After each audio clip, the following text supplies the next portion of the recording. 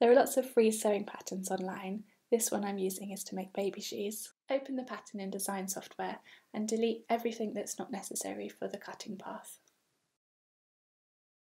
Export it as an SVG file, which is a popular format for vinyl cutters.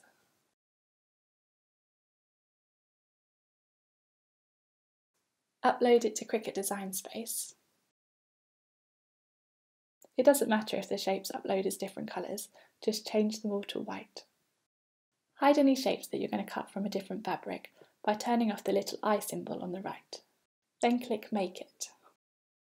Since I'm making 2 baby shoes, I'm duplicating the shapes. Arrange the shapes on the virtual cutting mat so it matches the grain lines on the sewing pattern, and make sure any pictures marked on the fabric are the right way up if the direction matters. Choose a type of fabric from the material menu and load the rotary blade into the machine.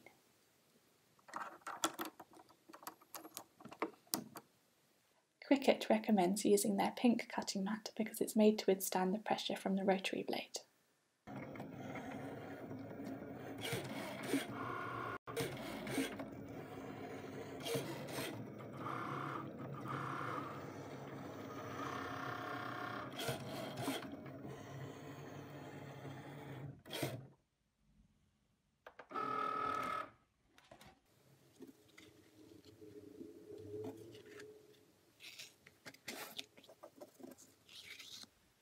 If you'd like to make these particular baby shoes, you can find the link to the sewing instructions in the description below.